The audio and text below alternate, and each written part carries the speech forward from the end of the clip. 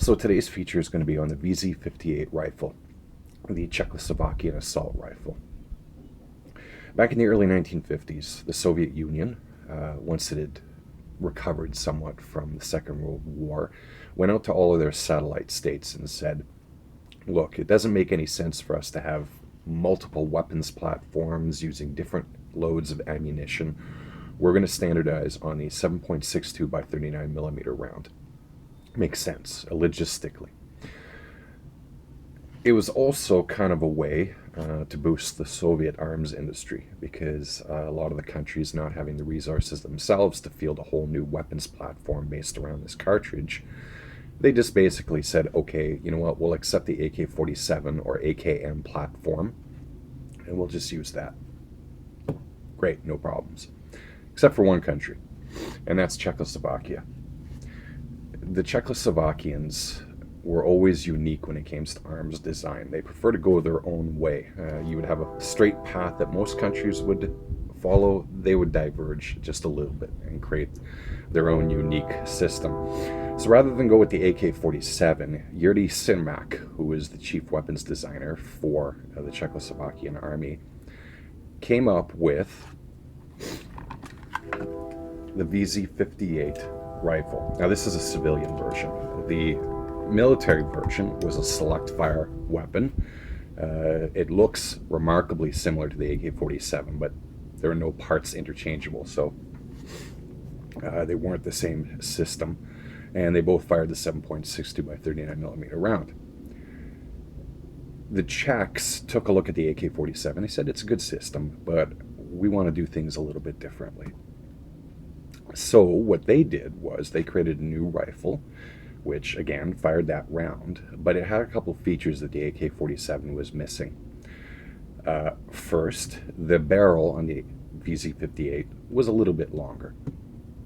So that leads to higher muzzle velocity and leads to a flatter trajectory bullet. Allows you greater accuracy over a longer distance. Additionally, they had what's called a bolt hold open feature, and that's this. Once the last round is expended from a magazine, the bolt stays closed. That allows you to put in a new magazine, and rather than go all the way back, you just have to go halfway back. Doesn't seem like much, but every split second in a battle counts, so that was another good feature.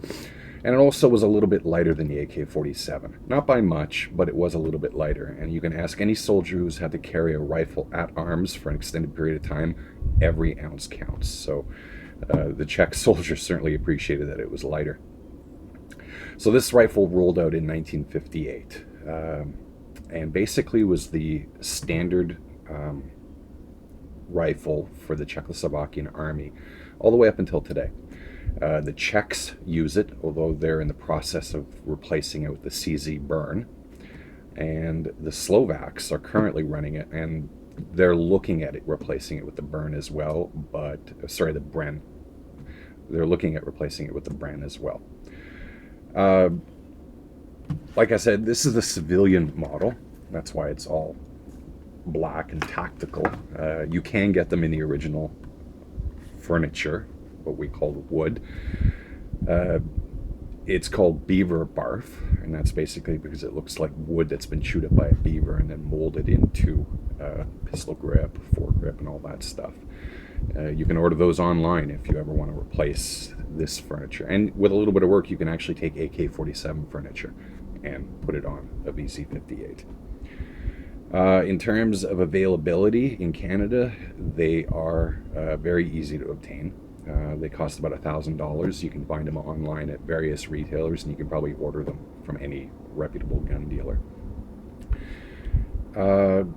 That's really basically about it. In use today, like I said, by the Czechs and the Slovaks. They're popular in Canada because the AK-47 is prohibited here. And they're popular in Israel as well. In fact, one of the primary accessories dealers is Zahal.org, and they're based out of Tel Aviv. And that's where I get a lot of my parts for this. Pistol grip, bolt release. This stock basically is all from Israel. And that's about it. Hope you enjoyed this little brief, convoluted history of the Vz.58 rifle. As always, happy shooting, safe shooting.